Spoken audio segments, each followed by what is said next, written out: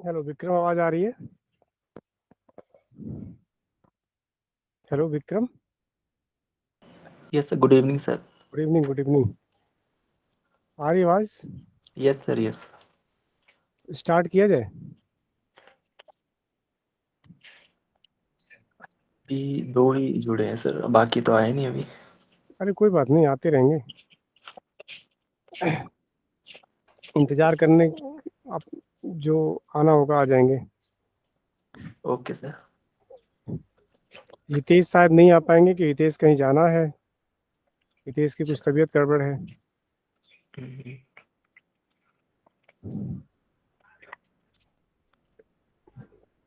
ये दिख रहा है आपको? विजिबल हो रहा है? यस सर, विजिबल है।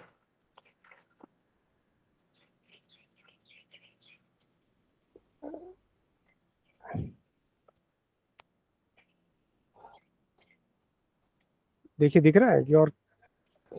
यस सर, दिख रहा है। ठीक है।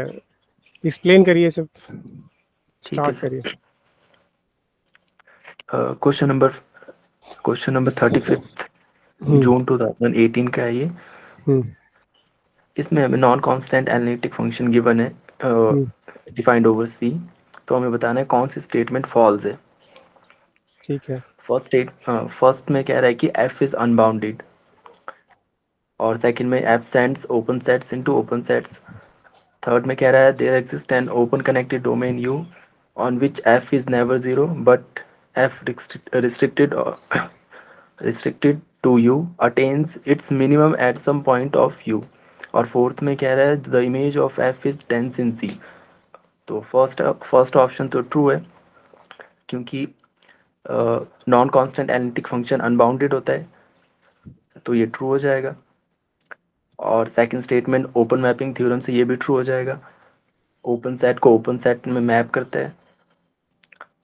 और फोर्थ स्टेटमेंट भी ट्रू हो जाएगा, क्योंकि जो नॉन कांस्टेंट एनालिटिक फंक्शन होता है, अ, उसकी जो रेंज होती है वो या तो सी होती है या फिर सी माइनस एक पॉइंट एक्सक्लूड होता है। तो रेंज ऑफ अगर एफ की जो रेंज है सी हो जाती है, तो इसका जो क्लोजर होगा वो सी के इक्वल हो जाएगा। तो रेंज ऑफ एफ हम बोल सकते हैं कि डेंस है सी में। अगर range of F C exclude Z not होता है, उस केस में भी जो इसका क्लोजर होगा वो सी के इक्वल होगा। तो उस केस में भी रेंज ऑफ एफ डेंस हो जाएगा सी में। तो फोर्थ ऑप्शन भी ट्रू हो जाता है। थर्ड ऑप्शन में हमें गिवन है यू ओपन कनेक्टेड डोमेन दिया है, और उसमें एफ नॉन ज़ीरो है। और उसमें कह रहा है कि यू के किसी पॉइंट पर F restricted to U attain कर रहा है मिनिमम वैल्यू। लेकिन हमें मिनिमम मॉडुलस प्रिंसिपल से पता चलता है कि अगर वो इनसाइड किसी डोमेन के इनसाइड पॉइंट पर अगर मिनिमम अटेन करता है, तो वो फंक्शन कांस्टेंट होता है,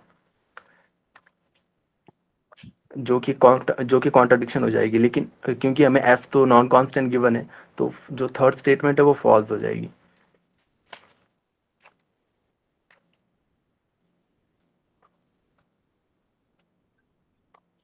हो गया फर्स्ट? Yes sir. पीयूष, कुछ पूछना है? नो सर, क्लियर है सर। डिम्पल? No sir. इसके बाद सेकंड नंबर। हाँ, विक्रम। सेकंड क्वेश्चन में इस इस क्वेश्चन में हमें इंटीग्रल की वैल्यू फाइंड करनी थी। इसमें सिंपली हमको पोल्स फाइंड आउट करने थे इसके, और रेजिड्यू फाइंड करके या फिर Cauchy Cauchy integral formula use करके वैल्यू फाइंड आउट करनी थी। तो मैंने इसमें सबसे पहले पोल्स फाइंड आउट किए। तो प्लस माइनस वन इसके पोल्स आ गए, सिंपल पोल्स।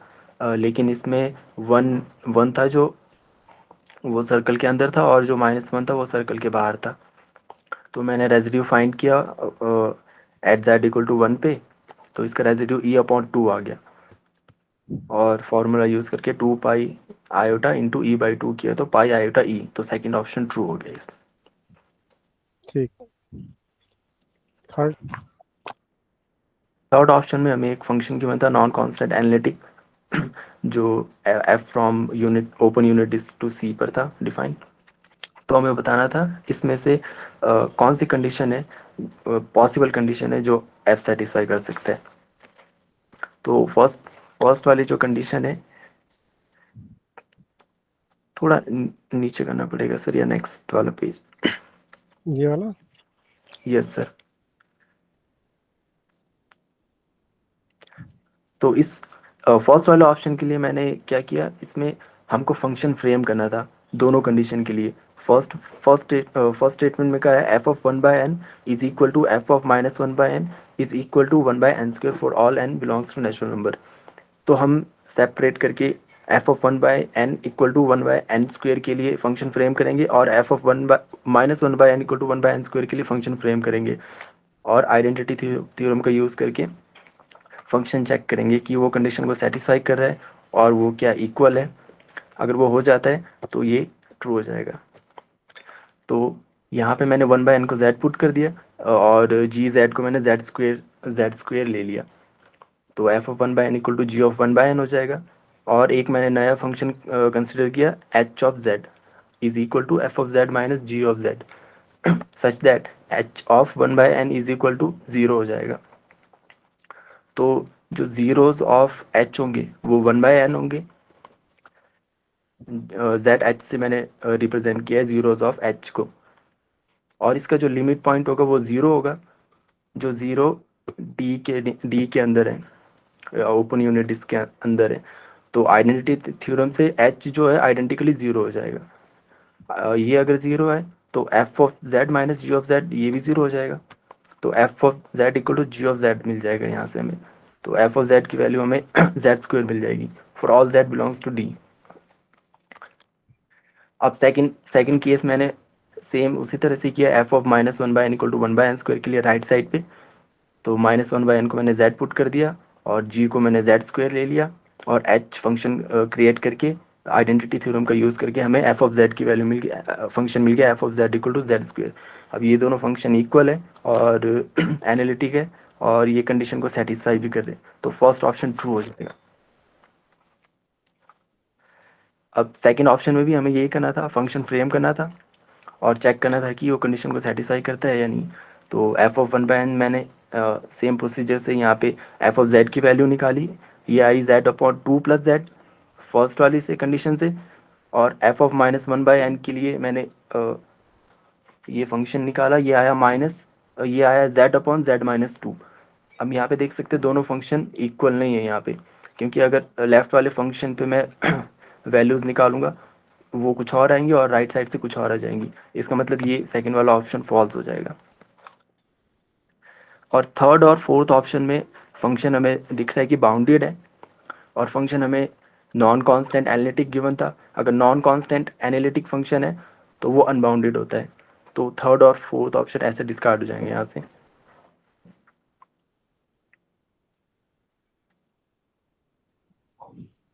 पीयूष कुछ पूछना है? No sir. डिम्पल, ठीक है सर ये। हंसिका, सब क्लियर है।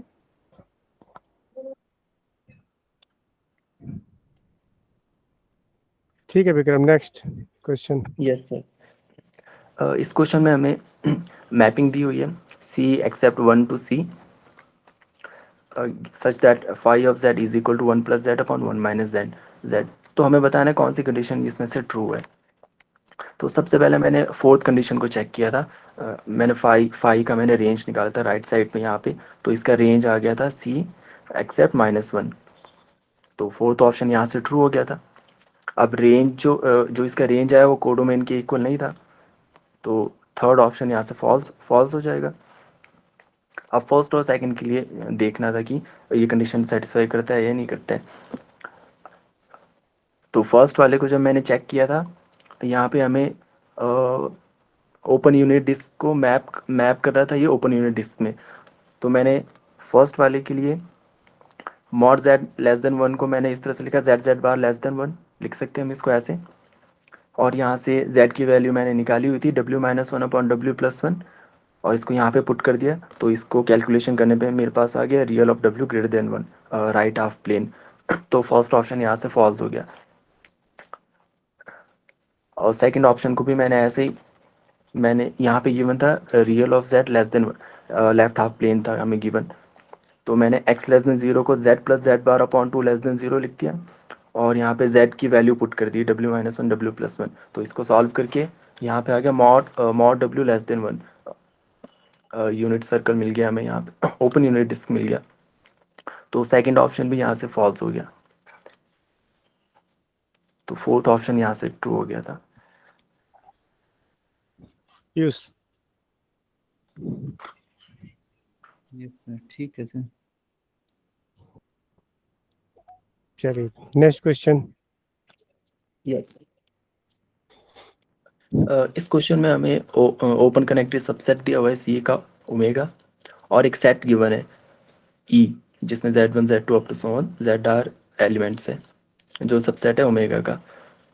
और कहा है कि suppose that f is a function from omega to c is a function such that f restricted to omega except e is analytic. Omega except e पर वो एनालिटिक है, और हमें बताना है कि फंक्शन एनालिटिक होगा ओमेगा पर अगर इनमें से कौन सी कंडीशन है जो f को इम्प्लाई करती है कि वो एनालिटिक हो जाएगा। तो मैंने इसमें रेमान थ्योरम और रिमूवेबल सिंगुलैरिटी का यूज़ किया हुआ है।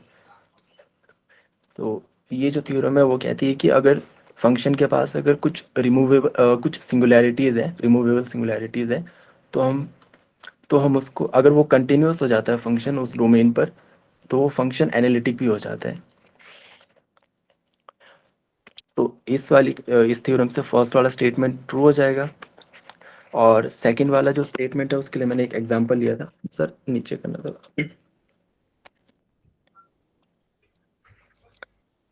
सेकंड वाले के लिए मैंने एक फंक्शन फ्रेम किया था 1 एंड -1,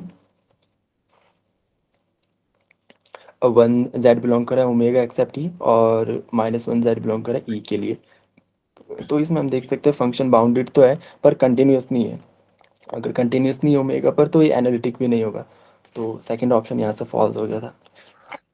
और थर्ड ऑप्शन हमें गिवन था कि अगर प्रिंसिपल पार्ट लॉरेंट सीरीज में प्रिंसिपल पार्ट अगर सभी जीरो है तो वो क्या इम्प्लाई करेगा फंक्शन एनालिटिक हो गया या नहीं। तो अगर प्रिंसिपल पार्ट में अगर सभी टर्म जीरो है, इसका मतलब वो जो सिंगुलैरिटीज है वो रिमूवेबल होंगी। तो रिमूवेबल सिंगुलैरिटीज है तो हम फंक्शन को रीडिफाइन कर सकते हैं और उसको एनालिटिक बना सकते हैं। तो थर्ड ऑप्शन भी ट्रू हो जाएगा। और फोर्थ ऑप्शन में हमें सिर्फ B1 यानी कि ए नेगेटिव ज़ीरो दिया हुआ था। तो अगर वो ज़ीरो है तो इसका मतलब ये नहीं है कि वो जो सिंगुलैरिटीज़ है वो सिर्फ रिमूवेबल ही होंगी, तो बाकी टर्म्स भी इंक्लूड हो सकती है, A negative two A negative three and so on. तो वहाँ से हमें वो सिंगुलैरिटीज जो होंगी वो एसेंशियल भी हो सकती है और पोल भी हो सकती है। तो उस केस में हम फंक्शन को रीडिफाइन करके हम एनालिटिक नहीं बना सकते, तो फोर्थ ऑप्शन यहाँ से फॉल्स हो जाएगा। तो फर्स्ट और थर्ड ऑप्शन ट्रू हो गए थे। ठीक है। डिम्पल, वो थ्योरम बताना एक बार दोबारा से। ये theorem Riemann theorem on removal singularities. तो जैसे इसमें A1 A2 A के रिमूवेबल सिंगुलैरिटी होनी चाहिए। हाँ, इस क्वेश्चन में दिया था सर रिमूवेबल सिंगुलैरिटी। इस क्वेश्चन में देखिए, इस क्वेश्चन में हमें नहीं दिया था कि ये, लेकिन इसमें हमें कहा था कि इस सेट को छोड़ के बाकी ओमेगा सभी जगह पे वो एनालिटिक है। तो हमको ये लेके चलना था कि ये जो पॉइंट्स है Z1 Z2 ZR, अगर ये इन पर एनालिटिक होना है इसको, तो ऑब्वियस सी बात है कि इसको पोल नहीं होना पड़ेगा तभी वो एनालिटिक होगा, एसेंशियल सिंगुलैरिटी नहीं होना पड़ेगा तभी। तो इसमें एक ही दो केस बच जाता है, या तो ये रिमूवेबल सिंगुलैरिटी है या तो नहीं है। अगर ये नहीं है तो कोई प्रॉब्लम नहीं होगी, तो इसमें हमें केस लेके चलना पड़ेगा कि ये रिमूवेबल सिंगुलैरिटी होगी। उस केस में हम फंक्शन को रीडिफाइन कर सकते हैं। Dimple yes sir. क्या कहना चाह रहे हैं ये? सर ये बोल रहे हैं कि जैसे कि ये मुल्की जो Z1 Z के इनको रिमूवेबल सिंगुलैरिटी हम आपको मानना पड़ेगा, तभी एक्सटेंड कर पाएंगे हम फंक्शन को एनालिटिक के लिए। और रीमान का एक एक अच्छा भी है कि आपने रीमान इंटीग्रेशन पढ़ा है, याद है किसी को? पीयूष याद है Riemann integration? No sir. Riemann integration नहीं पढ़ा है रियल में? No sir. डिम्पल आपने पढ़ा है रीमान इंटीग्रेशन? No sir. चलिए कोई बात नहीं, तो बाद में डिस्कस करेंगे फिर तब इसके बारे में, क्योंकि ये देख करके मुझे कुछ याद आया, तो मैंने कहा कि ठीक है, ये ध्यान रखे रहिएगा, मैंने रीमान का नाम लिया था। ठीक है, ओके सर। Yes sir. चलिए ठीक है, विक्रम या आगे। इस यस सर, इस क्वेश्चन में हमें फंक्शन गिवन है जो कि एनालिटिक है सी टू सी पर, और कहा है कि एफ पॉलिनोमियल होगा अगर, तो हमें बताना है कि इनमें से कौन सी कंडीशन इंप्लाई करती है एफ पॉलिनोमियल है। फर्स्ट कंडीशन में गिवन था हमें, for any point A belongs to C, if F of Z is equal to an summation a n z minus a to the power n varies from 0 to infinity, is a power series expansion at a, then a n is equal to 0 for at least 1 n। अगर at least 1 n के लिए ये अगर 0 हो जाता है तो हमें बताना था कि ये f जो है पॉलिनोमियल होगा। तो यहाँ पे एक n के लिए मैंने मान लिया कि ये 0 है, एटलीस्ट एक n के लिए a n 0 है। तो यहाँ से a n की वैल्यू हमें पता है f nth derivative eight a upon n factorial 0 होता है। तो यहाँ से एफ एन ए ज़ीरो आ गया, एफ एन ए अगर ज़ीरो आ गया तो अगर इसके nth डेरिवेटिव ज़ीरो हो रहे हैं तो इसको इंटीग्रेट करके हम एक पॉलिनोमियल कंस्ट्रक्ट कर सकते हैं। तो फर्स्ट वाला ऑप्शन ट्रू हो जाएगा। और सेकंड ऑप्शन में कहा limit mod Z approaches to infinity mod of F of Z is equal to infinity.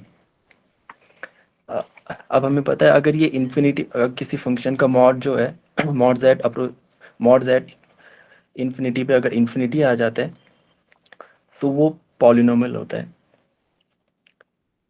तो यहाँ से सेकंड ऑप्शन भी ट्रू हो जाएगा।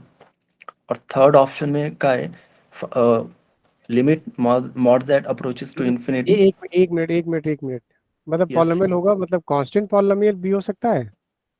नॉन कांस्टेंट पॉलिनोमियल होगा सर। बस ठीक है, स्पेसिफाई नहीं किया ना आपने, इसलिए मैं पूछा मैंने। ठीक है। यस सर, मैं लिखना भूल गया इसमें। हम्म, थर्ड ऑप्शन में फंक्शन हमें दिख रहा है इसका मॉड जो है एम आ रहा है, तो हम्म, यानी कि फंक्शन बाउंडेड है इसमें। अ, हम्म, इसमें अगर फंक्शन बाउंडेड है और फंक्शन एनालिटिक भी है, सी टू सी है, तो एंटायर हो गया, एंटायर प्लस बाउंडेड हो गया, तो वो फंक्शन कांस्टेंट हो गया, तो वो कांस्टेंट पॉलिनोमियल हो जाएगा। तो थर्ड ऑप्शन भी यहाँ से ट्रू हो जाएगा। और फोर्थ ऑप्शन में mod Z less than equal to M mod Z to the power N, for mod Z sufficiently large for some N. ये एक्सटेंशन ऑफ ल्यूबलिस थ्योरम है सर। हम्म, अगर ये कंडीशन होल्ड करती है हम्म, तो जो function होता है पॉलिनोमियल होता है, polynomial of degree at least at most at most at at most. Most. Yes sir, at most N degree का होता है। तो फोर्थ ऑप्शन भी ट्रू हो जाएगा यहाँ से। पीयूष, ये अच्छा रिजल्ट है ये पीयूष? लेबलिस का यस जो सर। एक्सटेंशन है ये, F Z is less or equal to M Z to the power N, लेबलिस का एक्सटेंशन है ये। Okay sir. जैसे यहाँ पे आप एन की जीरो ले लीजिए ना, यहाँ एन को जीरो ले लीजिए पीयूष, यस सर। तो एन को जीरो ले लेंगे तो F Z is less or equal to M होगा। तो एफ जेड जो है 0 डिग्री का पॉलिनोमियल होगा। तो 0 डिग्री का पॉलिनोमियल का मतलब कांस्टेंट। कांस्टेंट। Yes sir. लेबलिस थ्योरम आ गया कि नहीं? Yes sir. अब यहाँ एन की वैल्यू 1 ले लीजिए, मतलब मॉड जेड हो गया, इसका मतलब ये 1 डिग्री का पॉलिनोमियल होगा, यानी A naught plus B naught Z या A naught plus A one Z. अगर यहाँ जेड स्क्वायर है तो 2 डिग्री का पॉलिनोमियल होगा, मतलब यस सर।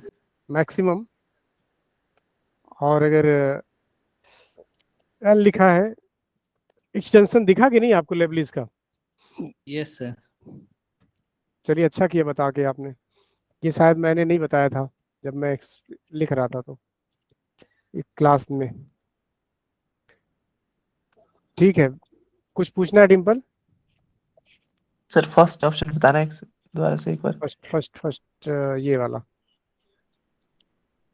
ये वही, इसको एक्सप्लेन किया गया था हम लोग। कि कह रहे थे कि एटलीस्ट अगर 1 an 0 हो जाए तब भी ये पॉलिनोमियल हो जाएगा। देखा आपने यस सर। कि यहाँ लिखा है power series expansion at A then an is equal to 0 for at least 1 n। मतलब अगर एटलीस्ट 1 an 0 हो जाता है, मान लीजिए a5 0 हो जाता है, तो a5 0 हो जाता है, इसका मतलब फिर डेरिवेटिव एट a 0 हो जाएगा। Yes sir. तो ये उसके अकॉर्डिंग कह रहे हैं कि ये भी कांस्टेंट को ही इंडिकेट करेगा, कांस्टेंट कह रहे सॉरी, पॉलिनोमियल को इंडिकेट करेगा, है ना? Okay sir. है कोई डाउट? सर मेरे को ये डाउट था ना सर कि जैसे कि हम्म, अगर किसी पर्टिकुलर पॉइंट पे अगर जीरो हो रहा है, नहीं नहीं, जैसे पर्टिकुलर पॉइंट नहीं है ये पर्टिकुलर पॉइंट नहीं है, देखिए ना। यहाँ लिखा है ना सर ए। इस ए के अबाउट ही तो सीरीज एक्सपेंड की जा रही है। यस सर, तो इसी पे सर एक ए मतलब जीरो हो रहा है ना, फिर जैसे एक डेरिवेटिव। है ना, डेरिवेटिव एट ए 0 हो रहा यस सर। है ना, डेरिवेटिव एट ए 0 होने का मतलब इस तरह का किया तो था क्वेश्चन। किया तो था सर, फिर वो भी मेरे को समझ नहीं आया था ना, जैसे कि उसमें भी एक पॉइंट पे जीरो हो रहा था ना सर। नहीं तो ना, ये जीरो से रिलेट करके देखिए ना, जीरो से रिलेट करके देखिए, यस सर। फंक्शन के जीरोस को रिलेट करके देखिए। मान लीजिए कि सेकंड डेरिवेटिव 0 होता है तो फंक्शन किस तरह से एक्सप्रेस किया जाना चाहिए, उस तरह से उसे सोचिए जरा। अगर सेकंड डेरिवेटिव 0 होता है, ठीक है, यस सर। तो फंक्शन को किस तरह से एक्सप्रेस करना चाहिए? सेकंड डेरिवेटिव एट ए 0 होता है, तो मान लीजिए F Z is equal to, मैंने लिखा जेड माइनस ए का होल क्यूब, ठीक है। Yes sir. तो यहाँ पे फर्स्ट डेरिवेटिव 0 हो रहा है फिलहाल, तो यहाँ सेकंड डेरिवेटिव 0 हो रहा है, ठीक है। Third derivative eight A not 0 हो रहा है ना? Yes sir. इस तरह जीरोस के टर्म्स में सोचिए तो आपको मिलेगा आंसर। इनका सेंस यही है। मैं ओके आपके सर। आपके जो मेन जो पॉइंट है मैं समझ गया यस सर। कि आप कह रहे हैं किसी एक पर्टिकुलर पॉइंट पे जीरो, पर्टिकुलर पॉइंट नहीं है, उसी पॉइंट अबाउट के अबाउट फंक्शन को एक्सपेंड किया गया है, तो यहाँ इनका मतलब जो है पॉलिनोमियल से ही है ना। Okay sir.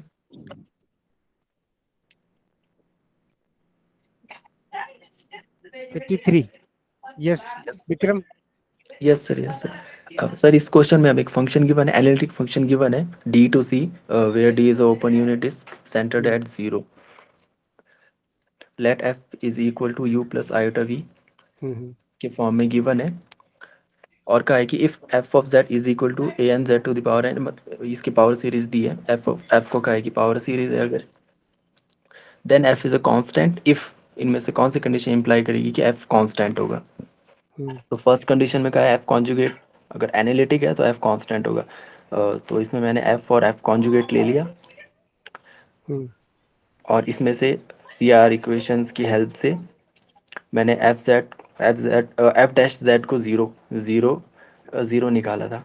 तो यहाँ से एफ ऑफ जेड कांस्टेंट आ गया था। और ये डायरेक्ट एक रिजल्ट भी है, अगर एफ कॉन्जुगेट, अगर एफ एनालिटिक है और अगर एफ कॉन्जुगेट एनालिटिक हो जाता है तो वो उस, if and only if F is constant होगा अगर, तो फर्स्ट ऑप्शन यहाँ से ट्रू हो गया था। हम्म, और सेकंड ऑप्शन में हमें दिख रहा है U of Z is less than equal to U of 1/2।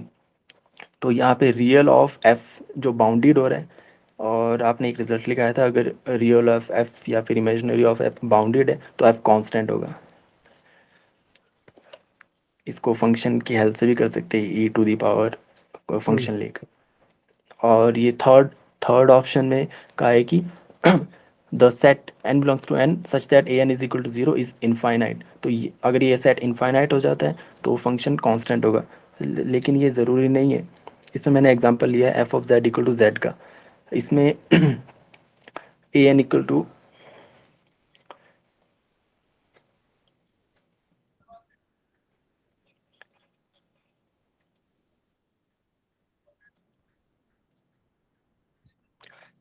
इसमें ए एन, हाँ सर, ये 1 डिग्री का पॉलिनोमियल है। इसमें इसमें अगर हम देखेंगे तो A1 को छोड़ के सभी AN 0 है। हम्म। सभी n को लेके AN 0 हो जाएगा। तो अगर मैं उसका एक सेट कंस्ट्रक्ट करता हूँ तो सिर्फ n इक्वल टू 1 के 1 नहीं आएगा इसमें, और बाकी सारे नेचुरल नंबर आएंगे। तो ये सेट इनफाइनाइट हो जाएगा जहाँ पर AN इक्वल टू 0 है। पर ये इनफाइनाइट सेट है लेकिन f कांस्टेंट नहीं है, तो थर्ड ऑप्शन यहाँ से डिस्कार्ड हो गया था। ठीक है। और फोर्थ ऑप्शन में हमें कहा था कि ये integration F of Z upon Z minus A whole square D Z equal to 0 है अगर with mod A greater than equal to 1/2 है तो फंक्शन कांस्टेंट होगा। तो इसमें इक्वल टू 0 गिवन था, तो यहाँ से कॉची इंटीग्रल थ्योरम से 2 upon 1 factorial F dash A equal to 0 हो जाएगा। F dash A equal to 0 हो गया अगर, और ये 0 हो रहा है at A belongs to D, और इसका मॉड जो है ग्रेटर देन इक्वल टू 1/2 है। अगर ये यहाँ पे 0 हो रहा है इसका मतलब एफ डैश जेड जो है 0 हो रहा है एनुलर रीजन पे, mod Z greater than equal to 1/2 and less than 1 के लिए इसका डेरिवेटिव 0 हो रहा है। तो ये इंप्लाई करता है फंक्शन कांस्टेंट होगा मॉड जेड लेस देन 1 के लिए, पूरे रीजन पे ये कांस्टेंट हो जाएगा। क्योंकि अगर ऐसा नहीं हो सकता है कि फंक्शन एनुलर रीजन पे कांस्टेंट है और उसके इनसाइड फंक्शन कुछ और है, क्योंकि फंक्शन हमें एनालिटिक गिवन है पूरे डी पर। अगर फंक्शन डिफरेंट हो गए तो वो कंटिन्यूटी को फेल कर जाएगा, तो एनालिटिक नहीं रहेगा, जो कॉन्ट्रडिक्शन हो जाएगा गिवन स्टेटमेंट का। तो फोर्थ ऑप्शन भी ट्रू हो जाएगा यहाँ से। Rimple yes sir. बोलिए। सर ये फोर्थ पॉइंट बताना दोबारा से, इसका रीजन है। फोर्थ फोर्थ में हमें ये इंटीग्रेशन गिवन है, ये 0 के इक्वल गिवन है। तो यहाँ से ये कॉची इंटीग्रल थ्योरम से F dash A equal to 0 आ जाएगा। हम्म, एफ डैश ए 0 आ जाएगा, और ए जो पॉइंट है वो डी का पॉइंट है such that mod of A greater than equal to 1/2 है। यानी कि इसका ये इंप्लाई करता है F dash Z is equal to 0 होगा इस रीजन पे, एनुलर रीजन पे, mod Z less than 1 and greater than equal to 1/2। ये वाला पॉइंट समझ आया। यहाँ से कांस्टेंट कैसे हुआ वो वाला। अब इसके बाद अब देखो, जो ये जो एनुलर रीजन बना है, ये लॉरेंट सीरीज में एक्सपेंड करते तो एनुलर रीजन बनते हैं। और हमें यहाँ पे फंक्शन गिवन एनालिटिक गिवन है डी में, जो एनुलर रीजन है वहाँ पे भी फंक्शन एनालिटिक है, और जो इनसाइड वाला जो सर्कल है वहाँ पे भी फंक्शन एनालिटिक है। मैंने आपको दिख रहा होगा, मैंने एक बनाया हुआ है सर्कल टॉप मोस्ट कॉर्नर पे राइट पे, वहाँ पे भी एनालिटिक है।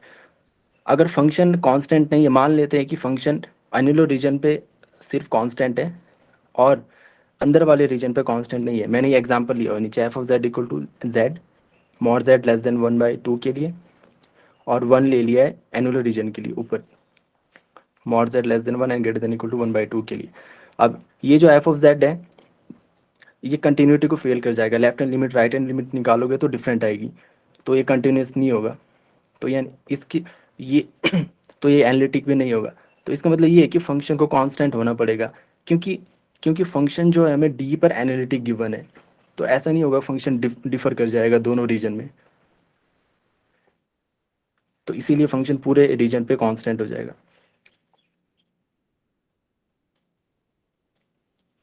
रिम्पल हुआ डाउट क्लियर?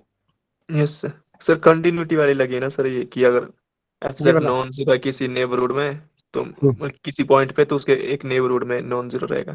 हम्म हम्म हम्म हम्म हम्म। ठीक है सर। किसी पॉइंट पे नॉन जीरो है तो उसके नेबरहुड में भी नॉन जीरो रहेगा। Okay sir. Piyush yes sir, ठीक है सर। चलिए नेक्स्ट क्वेश्चन। Yes sir. इसमें हमें स्टेटमेंट्स गिवन थी, हमें बताना था कौन सी स्टेटमेंट ट्रू है। फर्स्ट स्टेटमेंट कहा था कि if a sequence A K is bounded, sequence bounded है तो ये जो पावर सीरीज है वो डिफाइन करती है analytic function on open unit disc. और सेकंड ऑप्शन में कहा था कि जो पावर सीरीज है डिफाइन करती है analytic function on the open unit disc, then जो सीक्वेंस है A K must converge to zero.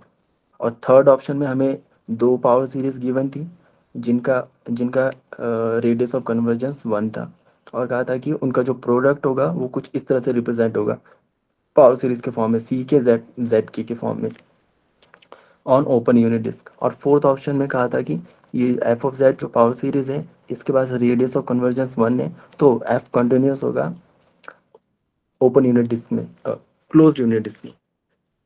तो फर्स्ट ऑप्शन के लिए सर नीचे करना होगा।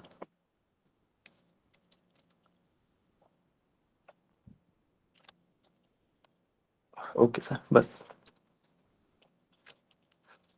सीक्वेंस हमें बाउंडेड गिवन है। सीक्वेंस अगर बाउंडेड गिवन है तो वहाँ पे एक लार्ज नंबर, कोई सा भी एक फाइनाइट नंबर एग्जिस्ट करता है such that A K is less than equal to L होता है for all N. Sequence bounded है अगर, तो ये इंप्लाई करता है A K Z to the power K is less than equal to L Z to the power K, और summation ले लेंगे तो भी ये less than equal to hold करेगा। अब हमें पता है ये जो राइट हैंड साइड पे जो सीरीज है summation Z to the power K, ये कब कन्वर्ज करती है, अगर मॉड जेड लेस देन 1 हो जाए। मॉड जेड लेस देन 1 होगा तो ये कन्वर्ज करता है और इसका रेडियस ऑफ कन्वर्जेंस 1 हो जाएगा इस केस में। और कंपैरिजन टेस्ट से हम बता सकते हैं कि ए K Z to the power के, यहाँ पे शायद जेड लिखा है, जेड टू द पावर के होगा, तो ये भी कन्वर्जेंट हो जाएगा। अब inside circle of convergence function analytic होता है, तो ए K Z to the power के एनालिटिक हो जाएगा। तो ऑप्शन ए ट्रू हो जाएगा यहाँ से। और ऑप्शन बी के लिए इसमें कहा था कि अगर फंक्शन अगर ये पावर सीरीज डिफाइन करती है एनालिटिक फंक्शन, तो ए जो सीक्वेंस ए के वो कन्वर्ज करता है जीरो को। तो मैंने यहाँ पे सेकंड ऑप्शन में एक एग्जांपल लिया, ए के को मैंने के पुट कर दिया। के पुट करने के बाद इसका रेडियस ऑफ कन्वर्जेंस 1 आ जाएगा, और रेडियस ऑफ कन्वर्जेंस के अंदर ये फंक्शन एनालिटिक होगा, लेकिन ए के टेंस टू इन्फिनिटी पे इन्फिनिटी आएगा ना कि जीरो, तो सेकंड ऑप्शन फॉल्स हो जाएगा यहाँ से। और थर्ड ऑप्शन मैंने नीचे लास्ट में किया हुआ है।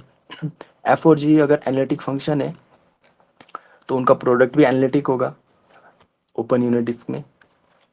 अगर वो एनालिटिक है तो उसको हम रिप्रेजेंट कर सकते हैं पावर सीरीज की फॉर्म में। तो ये डायरेक्टली हो गया, थर्ड ऑप्शन ट्रू हो गया। और फोर्थ ऑप्शन में कहा था कि हमें अगर ये एफ ऑफ जेड है, इसकी रेडियस ऑफ कन्वर्जेंस 1 है, तो फंक्शन कंटिन्यूस होगा क्लोज यूनिट डिस्क में।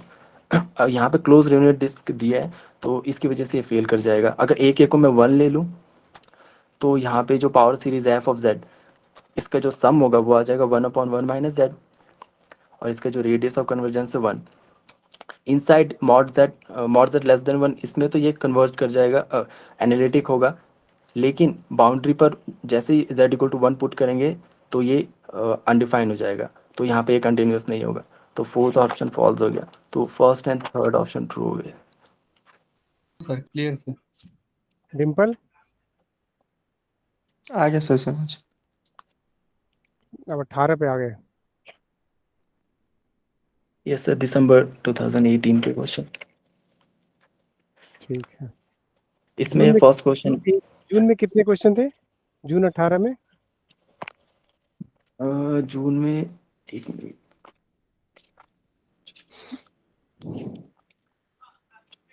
8 क्वेश्चन थे सर। अच्छा ठीक है,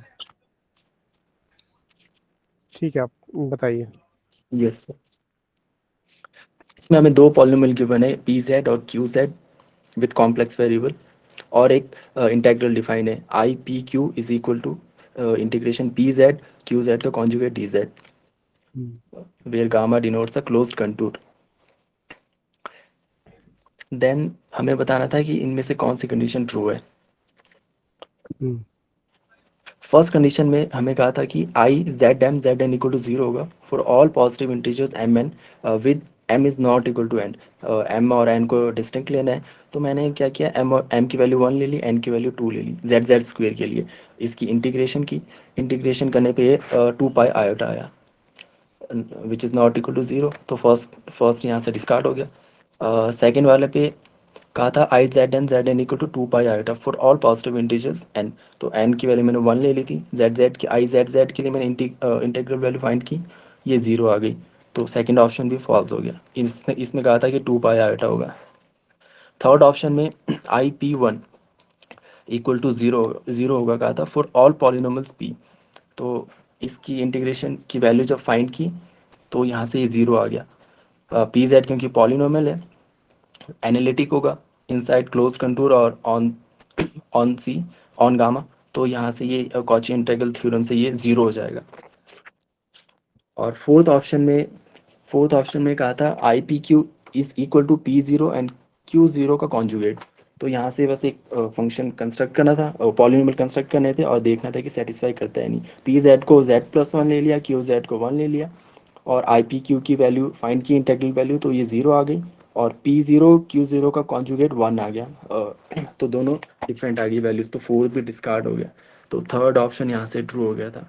और इस क्वेश्चन को अगर ये पार्ट बी का है तो मैंने सर इसको इस तरह से भी देखा था कि जो पी जेड और क्यू जेड जो इंटीग्रल वैल्यू दी है हमें, हम्म इंटी यहाँ पे पी जेड और क्यू जेड का कॉन्जुगेट दिया है, तो ये तभी 0 हो सकता है ये इंटीग्रल वैल्यू जब ये फंक्शन एनालिटिक हो जाए, पी जेड क्यू जेड का कॉन्जुगेट, और क्यू जेड का कॉन्जुगेट ये वाला फंक्शन तभी एनालिटिक होगा अगर क्यू जेड कॉन्स्टेंट हो जाए। हम्म। आपने एक पुराने रिजल्ट भी क्वेश्चंस, हाँ हाँ। यस सर, तो यहाँ पे थर्ड ऑप्शन में डायरेक्ट दिख रहा है कि Q Z equal to 1 constant ले लिया है, तो ये इंटीग्रेशन वैल्यू 0 आ जाएगी। हम्म, ठीक है। उस कॉन्सेप्ट का भी यूज कर सकते हैं, क्यों पीयूष? Yes sir. कुछ पूछना है पीयूष? नो सर, क्लियर है सर। डिम्पल? No sir.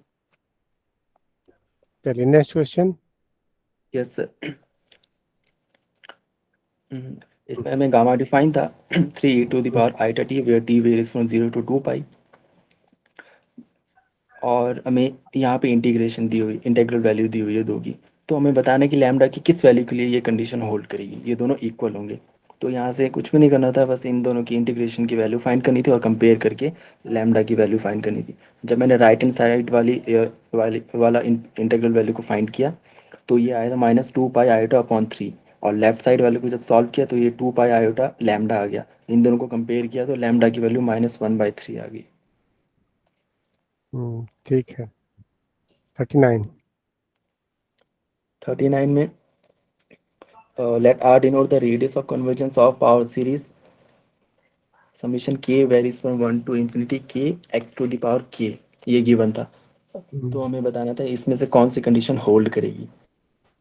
मैंने सबसे पहले इस पावर सीरीज की मैंने क्या की, रेडियस ऑफ कन्वर्जेंस फाइंड कर लिया, तो R की वैल्यू यहाँ से 1 आ गई, तो इसका जो रीजन ऑफ कन्वर्जेंस होगा वो मॉड x लेस देन 1 हो जाएगा, -1 ओपन इंटरवल -1 to 1 पे ये कन्वर्ज करेगा। तो फर्स्ट ऑप्शन में हमें क्या रहा है, if r greater than 0 and then r is greater than 0 and the series is convergent on -r to r, यहाँ पे क्लोज इंटरवल पे भी कह रहा है कि कन्वर्जेंट होगा, तो मैंने x की वैल्यू जब 1 पुट की तो ये सीरीज बन जाएगा इस टाइप का, k varies from 1 to infinity k, और ये सीरीज डाइवर्ज करती है, तो ये फर्स्ट ऑप्शन यहाँ से फॉल्स हो जाएगा। सेकंड में है r greater than 0 and the series converges at x equal to -r but does not converge at x equal to r, ये भी फॉल्स हो जाएगा, हमें पता है open interval -r to r पे कन्वर्ज करेगा। थर्ड ऑप्शन में r is greater than 0 and the series does not converge outside -r to r, और ये यहाँ से ये ऑप्शन ट्रू हो जाएगा, हमें पता है open interval -r to r पे ये कन्वर्ज करेगा। और फोर्थ ऑप्शन r 0 आ रहा है लेकिन r हमारी वैल्यू 1 आई, तो 4 भी डिस्कार्ड हो गया, थर्ड ऑप्शन ट्रू हो जाएगा। पीयूष यस सर, क्लियर है सर। क्लियर है? Yes sir. ठीक है, नेक्स्ट बताइए। यस सर, सर एक फंक्शन गिवन है non constant entire function C to C, और उसकी इमेज गिवन है, इमेज ऑफ एफ में इस रेंज ऑफ एफ इस तरह से गिवन है, w belongs to t c such that there exists z belongs to c such that f of z is equal to w। तो मैं बताना है इसमें से कौन सी कंडीशन होल्ड करती है। फर्स्ट कंडीशन में क्या है, the interior of image of F is empty. अभी यहाँ पे पिकार्ड्स थ्योरम का यूज़ किया मैंने। अगर फंक्शन नॉन कांस्टेंट है, एंटायर है, तो उसकी जो रेंज है उसमें से एक ही पॉइंट एक्सक्लूड हो सकता है, एक ही पॉइंट को ओमिट कर सकते हैं हम। तो इसकी जो रेंज होगी, इसकी पॉसिबिलिटी या तो सी होगी या तो C excluding only one point, C except Z naught लिया मैंने यहाँ पे। दोनों ही केस में हम इंटीरियर फाइंड करेंगे तो सी आएगा, विच इज़ नॉट एम्प्टी। तो फर्स्ट ऑप्शन यहाँ से फॉल्स हो जाएगा। और सेकंड ऑप्शन में range of F intersects every line passing through origin, और ये वाला ऑप्शन, इसमें रेंज ऑफ एफ हमें डायरेक्टली दिख रहा है यहाँ पे, नॉन कांस्टेंट एंटायर है, तो इसकी जो रेंज होगी या तो सी होगी या तो सी माइनस जेड नॉट होगी। तो इस केस में ये जितने भी लाइंस हैं उन सबको इंटरसेक्ट करेगा, तो सेकंड ऑप्शन यहाँ से ट्रू हो जाएगा।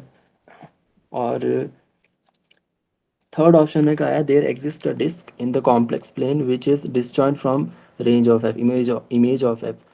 अगर यहाँ ये किसी कॉम्प्लेक्स प्लेन में अगर एक डिस्क है उसके साथ अगर हम रेंज ऑफ एफ की इंटरसेक्शन लेंगे, अगर वो एम्प्टी आ जाती है, फाई आ जाती है, तो ये पिकार्ड थ्योरम को फेल कर जाएगा यहाँ पे, क्योंकि उसमें क्या है कि सिर्फ एक ही पॉइंट को एक्सक्लूड कर सकता है, लेकिन डिस्क में तो इनफाइनेटली मैनी पॉइंट्स होते हैं, तो उस केस में फंक्शन कांस्टेंट हो जाएगा। यस, उस केस में फंक्शन कांस्टेंट हो जाएगा, लेकिन फंक्शन नॉन कांस्टेंट गिवन है, तो ये थर्ड ऑप्शन भी फॉल्स हो जाएगा। और फोर्थ ऑप्शन में हमें कहा है range of F contains all of its limits point, लेकिन ये हर बार ट्रू नहीं होगा।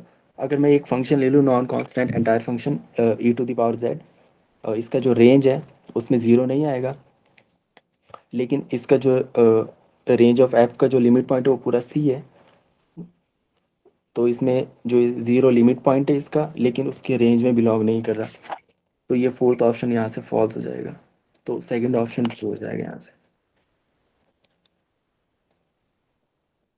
इसका सेकंड ऑप्शन ही करेक्ट है। Piyush yes sir.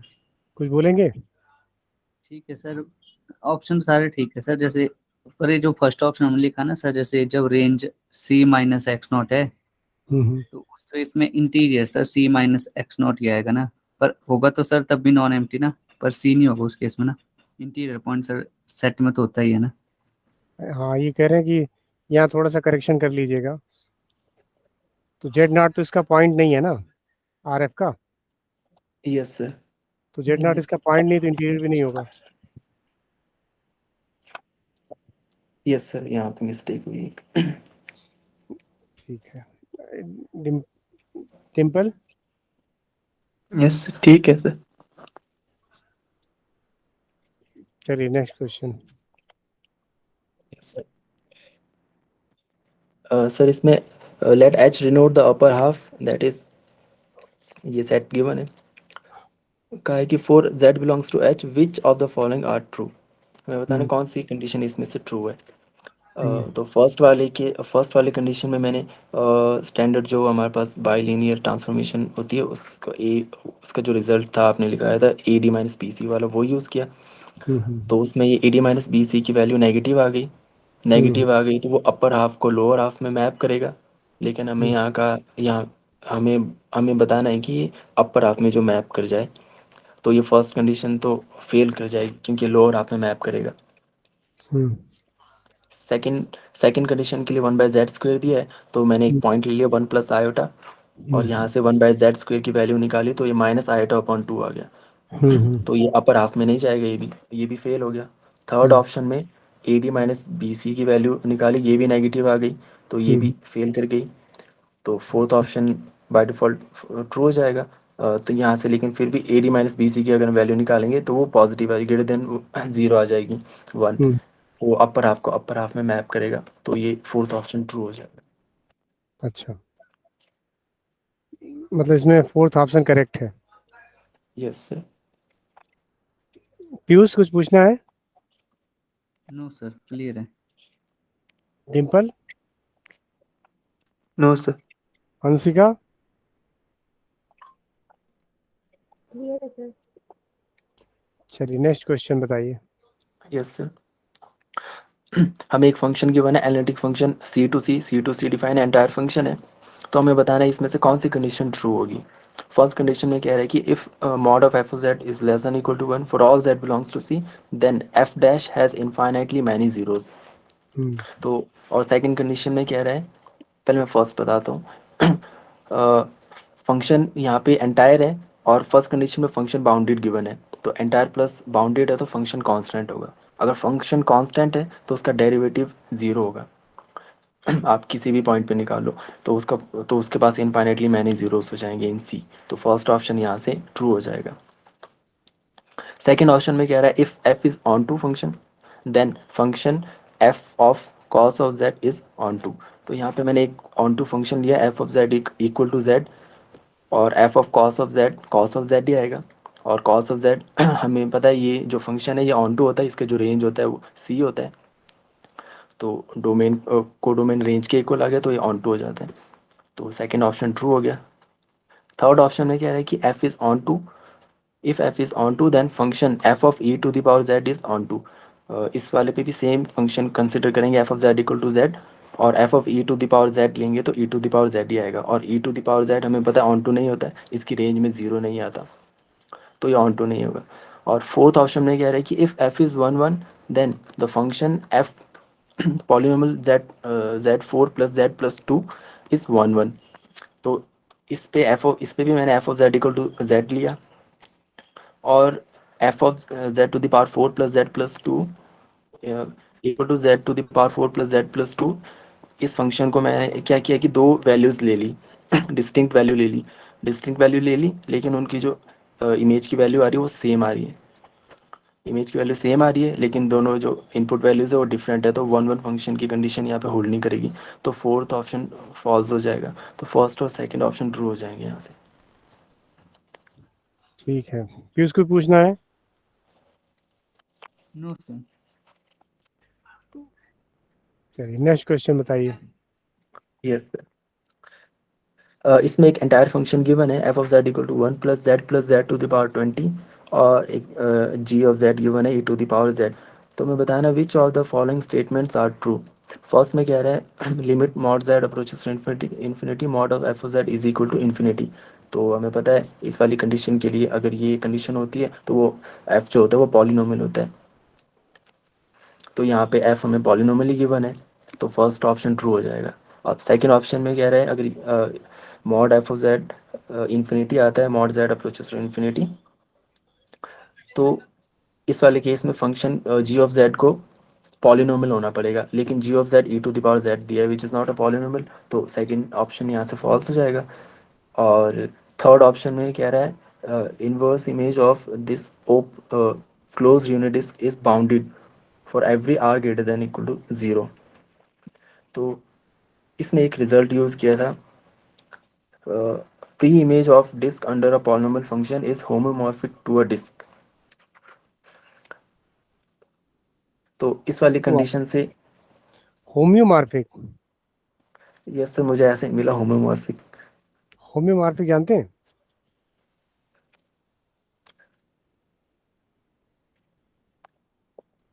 Piyush, homomorphic sir अगर पीयूष आइसोमेट्री हो उनके बीच में।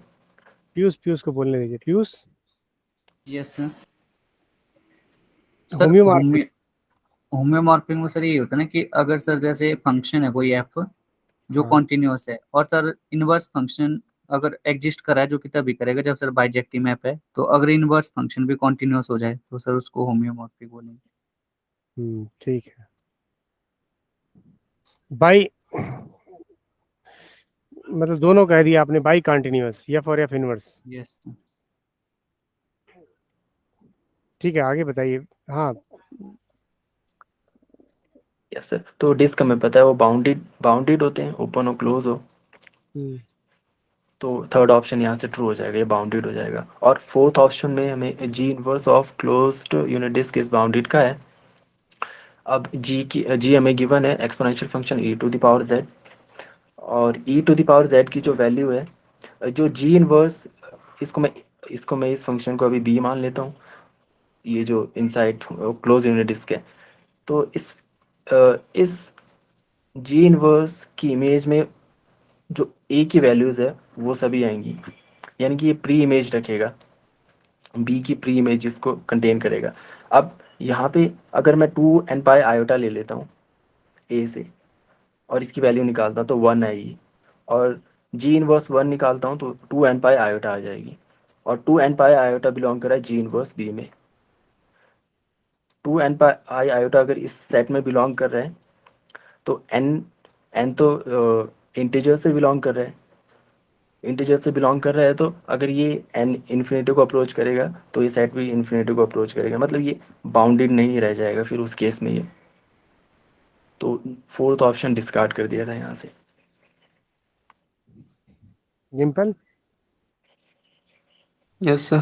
बोलेंगे कुछ? सर ऊपर करना है 2 मिनट। जैसे एफ फंक्शन सर पॉलिनोमियल दिया ना, हाँ, ये पॉलिनोमियल दिया है। तो अगर एफ इनवर्स सर एग्जिस्ट करा तो उसके लिए 1 1 इंजेक्टिव होना चाहिए ना मैप, तो इंजेक्टिव तो कहाँ होगा ये?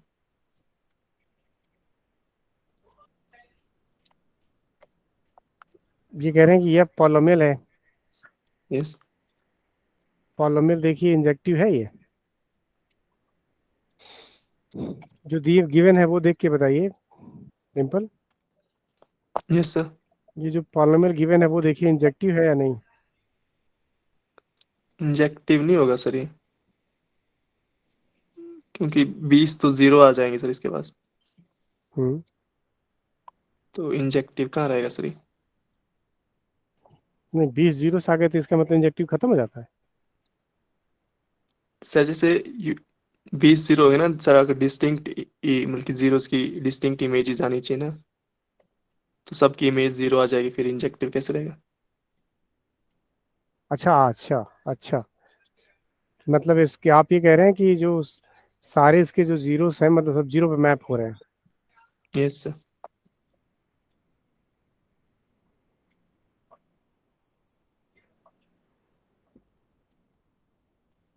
बोलिए भाई विक्रम, इनका एक कहना से है एक और कि क्वेश्चन फिर से रिपीट 20 तो करना। हाँ इसके जी। जीरोस हो गए, हाँ जी। तो बहुत मतलब 20 ऐसे जेड होंगे जिनकी इमेज जीरो होगी, तो इंजेक्टिविटी तो फेल हो गई, तो इनवर्स कहाँ से पा गए आप?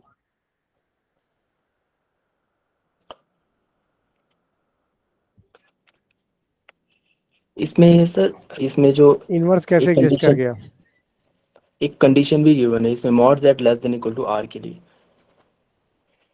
यहाँ पे r हम कुछ भी पिक कर सकते हैं, तो इसमें r मैंने 1 पिक किया हुआ है, तो मैं नहीं इसमें यूनिट डिस्क की बात कर रहा हूँ अभी। तो नहीं, ज़रूरी नहीं है कि उस यूनिट डिस्क में, हाँ जी सर, हाँ बोलिए बोलिए। तो उस यूनिट डिस्क में ज़रूरी नहीं है कि इसके सभी जीरोस होंगे। नहीं, लेकिन for every R greater than zero लिखा है। Yes sir. Dimple yes sir. क्या होगा? सर पता नहीं अब इसका। पीयूष पीयूष कुछ सोचेंगे? Piyush yes sir. क्वेश्चन तो एक बार समझ गए सर, होंगे आप? यस सर, एक बार सर ऑप्शन देखना।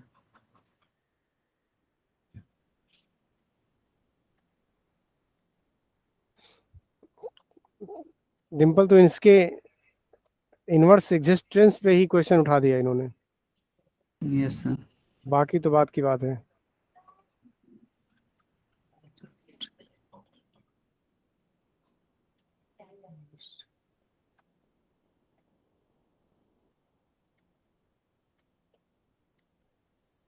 सर इनवर्स जैसे इस नजरिए इनवर्स तो सर जैसे किसी ऐसे इनवर्स तो निकल सकता है ना सर, जैसे एलिमेंट्स का। कैसे निकलेगा? जी सर, जैसे फंक्शन ना भी एग्जिस्ट करे तो भी सर इनवर्स तो निकल सकता है ना सर पॉइंट्स का। क्या मतलब? जैसे sir inverse function yes sir, अगर, ये सर ठीक हो रहा है सर ये। क्या कह रहे हैं? ये sir inverse image of set पूछिए ना सर, मतलब फंक्शन नहीं दिया है इनवर्स। नहीं तो इनवर्स इमेज ऑफ सेट का मतलब तो यही हुआ ना, तो मतलब तो यही हुआ ना कि हर पॉइंट के करस्पॉन्डिंग आप इमेज निकालेंगे ना, सेट में भी तो पॉइंट है कि नहीं है। मेरे को लगता है सर ये जैसे ये जो पूछा है ना सर, हम्म। ये collection of free images of set की पूछी है, मतलब कि कलेक्शन ऑफ फ्री इमेजेस है जो ये सेट ही दिया है सर पूरा, मेरे को लगता है। नहीं, ये सेट है, मैं तो कह रहा हूँ कि टेस्ट सेट है, लेकिन इनवर्स पहले एग्जिस्ट करेगा तभी तो सेट लेंगे, कैसे ले लेंगे। पॉइंट तो आप ठीक है, लेकिन आप रिवर्स होंगे तभी तो जाएंगे, सर तभी जैसे तो। जैसे बिना अगर कोई बिना एग्जिस्ट किए आप या इनवर्स प्री में ले लेंगे।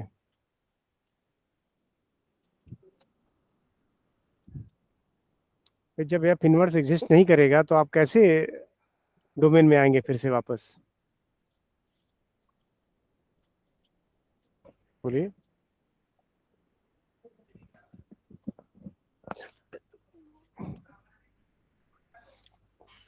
चलिए तीनों लोग मिलकर सोचिएगा फिर बताइएगा, ठीक है। इसको यस। सोचिएगा, इस पे डिस्कशन करना जरूरी है, सही है। तीनों लोग हैं, पीयूष हैं, डिम्पल हैं और विक्रम है। आप लोग कॉन्फ्रेंस कॉल करके डिस्कस करके बताइएगा मुझे। Yes sir. ठीक है। सर ये लास्ट क्वेश्चन है। स्टेटमेंट्स गिवन है, हमें कुछ हमें बताना है ट्रू स्टेटमेंट कौन सी है। फर्स्ट हम्म। स्टेटमेंट में क्या है, tan Z is an entire function.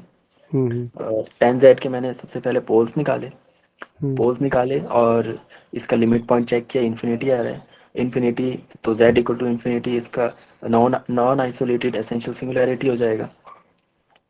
तो पोल्स आ रहे, फर्स्ट ऑप्शन तो डिस्कार्ड हो गया, हम्म। थर्ड ऑप्शन भी डिस्कार्ड हो जाएगा, आइसोलेटेड सिंगुलैरिटी का है।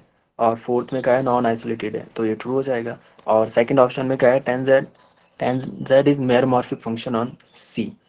अगर फंक्शन के पास एटमोस्ट पोल टाइप सिंगुलैरिटी है ऑन सी, तो वो मेरोमॉर्फिक फंक्शन हो जाता है सी पर। तो सेकंड ऑप्शन भी ट्रू हो जाएगा। एफ होलोमॉर्फिक दिया था ना ओपन नेबरहुड पे, कि ओपन नेबरहुड किसी जेड नोड के अराउंड।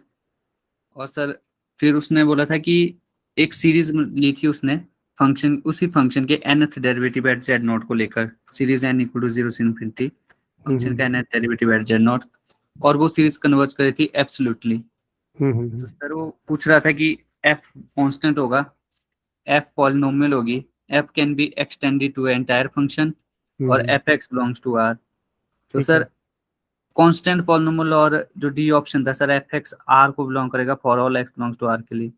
उसके लिए सर मैंने काउंटर एग्जांपल लिया था ना,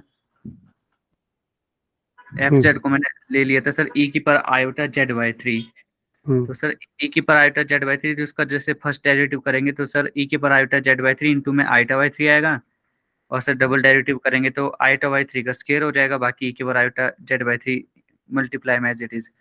और सर इसका जो nth डेरिवेटिव वो आयोटा बाई थ्री की पावर n इंटू e की पर आयोटा जेड बाई थ्री।